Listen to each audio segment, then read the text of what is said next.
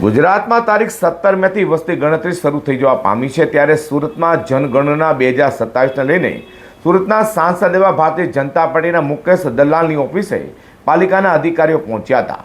તો મુકેશ દલાલે લોકોને અપીલ કરી હતી કે વસ્તી ગણતરીના નામે છેતરપિંડી કરે તો ઓટીપી ન આપવો. ગુજરાતમાં જનગણનાની શરૂઆત થઈ છે, ત્યાં સુરતમાં મહાનગરપાલિકાના અધિકારીઓ સુરતના સાંસદ મુકેશ દલાલની ઓફિસે પહોંચ્યા હતા. મુકેશ દલાલે વસ્તી ગણતરીમાં નામની નોંધણી કરાવી હતી અને લોકોને અપીલ કરતા જણાવ્યું હતું કે કોઈ પણ વસ્તી ગણતરીના નામે છેતરપિંડી કરે તો ઓટીપી ન આપવો. લોકોને સાવચેતી રાખવા પણ અપીલ કરાઈ હતી. સાથે લોકો વધુને વધુ વસ્તી ગણતરીમાં નોંધણી કરાવી અધિકારીઓને સહકાર આપે તેમ કહ્યું છે. તારીખ 17 મેથી તારીખ 31 મે દરમિયાન ભારત સરકાર દ્વારા એક અતિ મહત્ત્વના કાર્યક્રમ વસ્તી ગણતરીની શરૂઆત થઈ રહી છે. આજે મેં મારી અને મારા કુટુંબની વસ્તી ગણતરી પૂર્ણ કરી છે.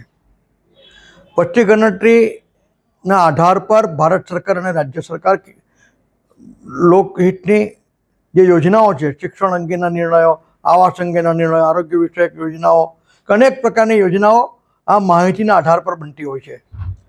મારી સુરત શહેરના સૌ નાગરિકજનોને અપીલ છે કે આપ આ વસ્તી ગણતરીના કાર્યક્રમમાં આપ સાથ સહયોગ કરો ને આપના દ્વારે જ્યારે વસ્તી ગણતરીની ટીમ આવે છે ત્યારે તે લોકોને સાચી અને સચોટ માહિતી આપી રાષ્ટ્ર નિર્માણના કાર્યક્રમમાં આપ સહયોગ કરો. આ પ્રક્રિયા દરમિયાન આપના મોબાઈલ પર જે પણ કોઈ ઓટીપી આવે છે તે આપે કદી પણ કોઈને શેર કરવાનો રહેતો નથી.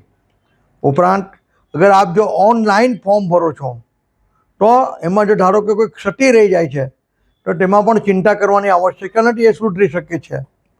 આથી મારી સુરત શહેરના સૌ નાગરિકજનોને અપીલ છે કે આપ આ વસ્તી ગણતરીના અતિ મહત્ત્વના કાર્યક્રમમાં સાથ સહયોગ કરો.